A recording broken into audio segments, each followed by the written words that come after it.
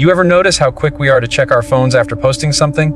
You post a picture, a thought, a win, and then, almost unconsciously, your hand drifts back to that screen. Refresh, check again. How many likes? Who commented? Did they see it? That small hit of approval feels good for a second, right? But here's the truth.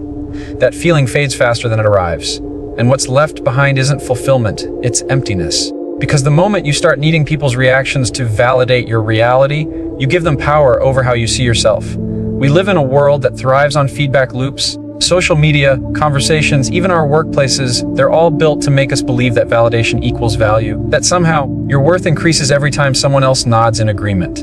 But think about that for a second. If your self-worth depends on the opinions of others, then who's really in control of your life? Not you. You've just handed over the keys to your confidence to people who probably aren't even paying attention. We've been conditioned to chase approval since childhood. Gold stars, grades, claps, compliments. The system taught us that being accepted meant being good enough. And as adults, that conditioning never really left us. We just replaced the teacher with followers, coworkers, family, and friends. We post pictures not to capture memories, but to perform moments. We make choices not because they align with who we are, but because they look acceptable. And little by little, we trade authenticity for acceptance. You see, validation isn't the problem. Dependence is. It's okay to appreciate praise, but it becomes poison when you need it. The more you depend on others to feel good about yourself, the less you learn to trust your own voice. You start second-guessing every move, wondering what they'll think, what they'll say, how they'll react. Suddenly, your mind isn't your home anymore. It's a conference room filled with opinions that don't even belong to you. And here's where it gets dangerous. When you measure your value by how people respond to you, you become their puppet. They pull the strings, you move. They approve, you rise. They disapprove, you fall. That's not living, that's performing. You become addicted to applause, but allergic to silence. You fear being misunderstood, even though true growth almost always requires it. When you spend your energy trying to fit into everyone's expectations, you lose the parts of yourself that were meant to stand out. The unique edges, the weird ideas, the quiet strengths, they all fade under the pressure of trying to be liked. And the worst part, the people whose opinions you're chasing, they're usually too busy worrying about how they look to even notice you. Imagine this. You're running in a race, but instead of focusing on your lane, your eyes are on the crowd. You trip, you stumble, you lose momentum. Not because you weren't fast enough, but because you were distracted. That's what external validation does. It pulls your attention away from progress and plants it in performance. You stop asking, am I improving? And start asking, am I approved? Confidence isn't built in the applause. It's built in the silence. When no one's watching, no one's clapping, and no one's validating you. It's built in those moments where you choose your peace over popularity, your purpose over perception. When you start realizing that your life doesn't need to be understood by everyone to be meaningful, that's when the grip of validation begins to loosen. So the real question isn't, what do they think of me? The real question is, what do I think of myself when they're not watching? Because that's where true self-focus begins. Not in chasing how others see you, but in learning how to finally see yourself clearly, without the noise, without the filters, without the constant need to be seen. Understanding self-focus vs. selfishness. You know what most people get wrong? They confuse focusing on yourself with being selfish. The moment you start setting boundaries, the moment you say no to things that drain you, the moment you prioritize your peace, people label it as selfish. But here's what they don't understand. Self-focus isn't about shutting the world out. It's about showing up to it with a clear mind and a full heart. You can't pour from an empty cup, but society still tries to make you feel guilty for refilling yours. We've been raised to believe that kindness means self-sacrifice, that being good means always saying yes, that humility means staying small so others feel comfortable. But here's the truth. Constantly putting others before yourself doesn't make you a better person. It just makes you a tired one. And tired people don't show up with authenticity. They show up with resentment disguised as kindness. When you focus on yourself, it's not about ignoring others. It's about understanding that your energy, your attention, and your time are limited currencies. Every yes you give away carelessly is a withdrawal from your own emotional bank. Eventually, you go bankrupt, and the people you were trying to please can't repay what they never asked for in the first place. Think about it this way: when you're on an airplane, they tell you to put your own oxygen mask on first before helping others. Why? Because you can't save anyone if you can't breathe yourself. Yet in life, we keep holding the mask for everyone else while suffocating silently. We mistake self-neglect for love and then wonder why we feel so empty. Self-focus is not selfishness, it's survival. When you start focusing on yourself, it doesn't mean you stop caring. It means you start caring better. You stop giving from guilt and start giving from growth. You stop saying yes because you're afraid of losing people and start saying yes because it aligns with your values. You stop over explaining your boundaries because peace doesn't need a justification. It's not arrogance to protect your energy, it's wisdom. Here's something to think about. Selfishness says, only me. Self-focus says, me too. One isolates, the other empowers. Selfishness is rooted in insecurity, but self-focus is grounded in awareness. The selfish person takes without giving, but the self-focused person gives from a place of overflow. When you take time to grow, heal, and understand yourself, you're not abandoning people. You're preparing yourself to show up for them in a healthier way. People who call you selfish for focusing on yourself are often the ones who benefited from your lack of boundaries. They're not upset because you're wrong. They're upset because they can no longer use your energy to fix their own problems. And that's where your growth will start to trigger others. But that's okay. Growth isn't supposed to make everyone comfortable. It's supposed to make you clear. When you're truly focused on yourself, you start to see what's worth your energy and what's not. You notice how often you used to chase peace in people who thrive on chaos. You realize how much time you wasted trying to explain your intentions to those committed to misunderstanding you. You start to understand that not everyone deserves access to your emotions, your plans, or your progress. Some things grow better in silence. And here's the beautiful part. When you start focusing on yourself, your world doesn't get smaller, it gets sharper. The noise fades, the drama disappears. You begin to notice who claps for you when there's no audience, who checks in without needing something in return, who respects your boundaries instead of testing them. Self-focus allows you to filter out the distractions and reconnect with the version of you that you were before the world told you who to be. Focusing on yourself isn't selfish. It's self-respect. It's the moment you stop apologizing for evolving, stop seeking validation for healing, and stop justifying the need to take care of yourself first. Because when you build a life that feels right to you, instead of one that simply looks right to others, that's when you finally step into your power. Every single relationship you have in your life is a reflection of the one you have with yourself. Read that again. Because most people spend their entire lives trying to fix others without ever realizing that the mirror they're looking through has smudges all over it.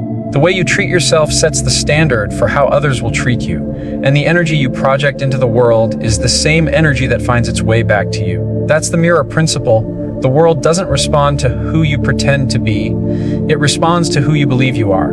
If you constantly think you're not enough, you'll attract situations that reinforce that belief. You'll tolerate disrespect disguised as affection, manipulation disguised as love, and criticism disguised as concern. Because deep down, you'll believe that's what you deserve. You'll call it bad luck, but it's really bad self-image. You'll call it destiny, but it's just repetition, repeating the same emotional cycle until you finally decide to clean the mirror and see yourself clearly. We're so quick to point fingers when life feels unfair. Why do they treat me like this? Why can't people respect me? But ask yourself, do you respect yourself? Do you honor your boundaries? Do you speak kindly to yourself when no one's listening? Because how you answer those questions determines the kind of people and experiences you invite into your life. If you're constantly criticizing yourself, you'll unconsciously attract people who do the same. If you constantly forgive others for hurting you, but never forgive yourself for small mistakes, you'll attract imbalance. People who take without giving. The mirror principle is not about blame, it's about awareness. It's about realizing that your external world is often a reflection of your internal one. When you walk through life believing you're unworthy, the world mirrors that belief. But when you start walking with quiet confidence, not arrogance, just self-trust, everything changes. The energy you emit starts to shift. Suddenly, the things and people that once drained you begin to fall away, not because they changed, but because you did. You can't expect others to see value in you when you keep hiding it. You can't demand respect from a world you don't yet respect yourself in. And that's the hard part because it requires honesty. It means looking at yourself without filters, without excuses, and asking, what am I reflecting? Maybe you've been attracting chaos because you're addicted to fixing it. Maybe you've been stuck in toxic cycles because they feel familiar. Maybe the problem isn't that the world is against you. Maybe it's that your reflection hasn't caught up with your potential yet. When you start healing, your reflection starts changing. You begin to notice how peaceful it feels to walk away from things that used to control you. You stop reacting to every opinion, every judgment, every comment. Not because you've stopped caring, but because you've learned that not every reflection is worth your attention. You realize that people's opinions are just projections of their own mirrors, their fears, their insecurities, their unhealed parts. And once you see that clearly, you stop taking things so personally. That's the freedom the mirror principle gives you.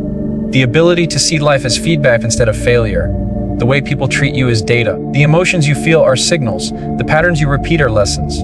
Every experience is a mirror showing you something about yourself, either what needs healing or what deserves celebrating. And when you stop resisting those reflections and start learning from them, that's when transformation begins.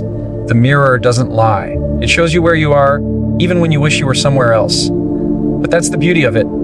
It gives you the power to change the reflection anytime you decide to. You can't control how people see you, but you can control how you see yourself. And when that internal picture becomes stronger than external opinions, the mirror starts to reflect peace instead of pain, clarity instead of confusion, strength instead of doubt. You know that feeling when you say yes, but everything inside you is screaming no. That tightness in your chest, that quiet frustration that you swallow because you don't want to upset anyone. That's the silent tax of people pleasing. You pay it every single day with your peace, your time, your energy, and most of the time, the people you're trying to please don't even notice the cost. Because people pleasing isn't about kindness, it's about fear.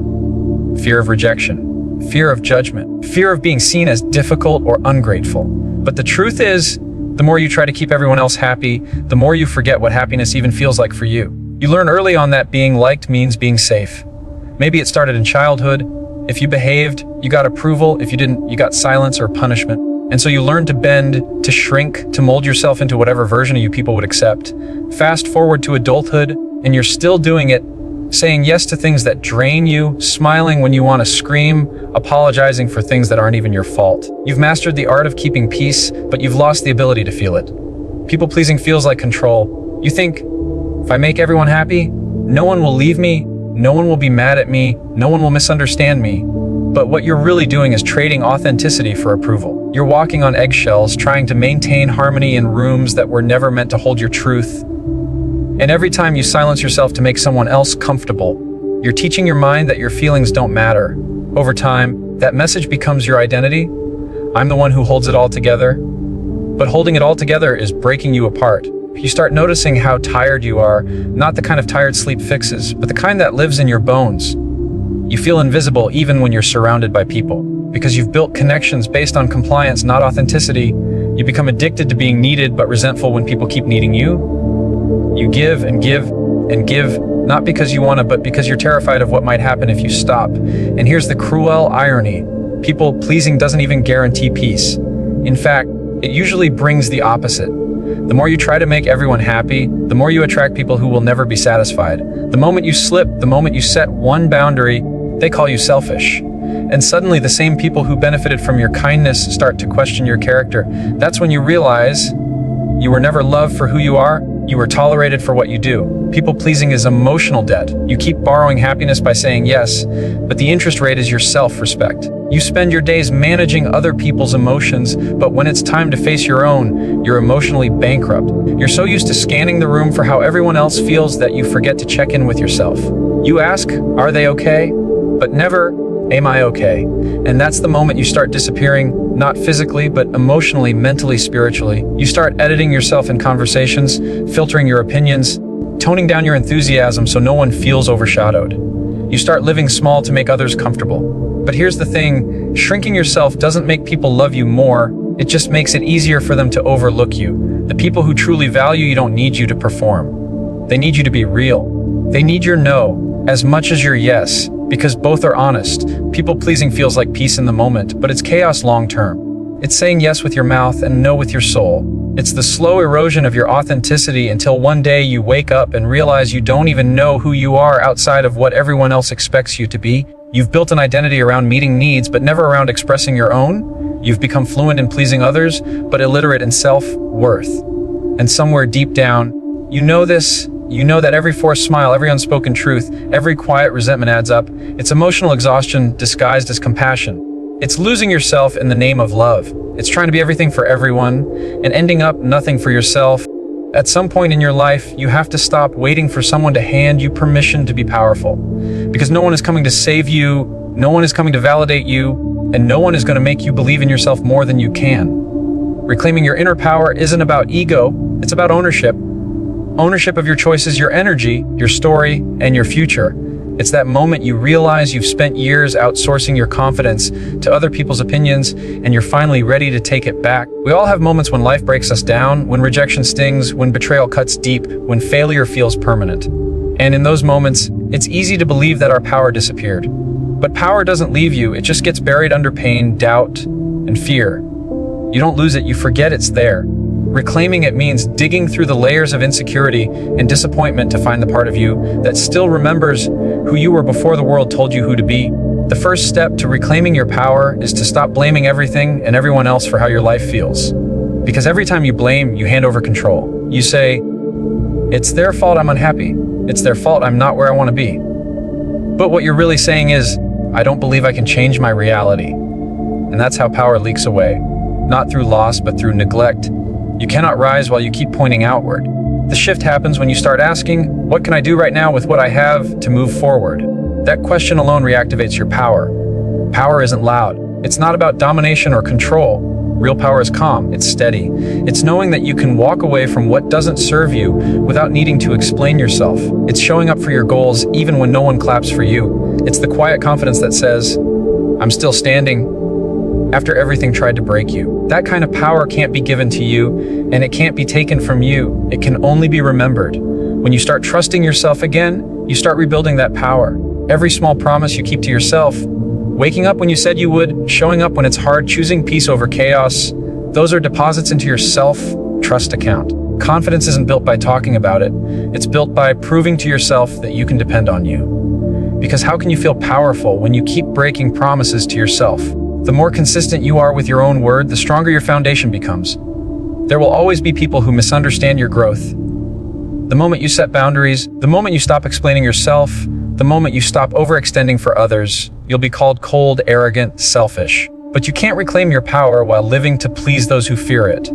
Most people aren't intimidated by your strength, they're triggered by their own weakness. So stop dimming your light to keep others comfortable in the dark. Reclaiming your power also means forgiving yourself.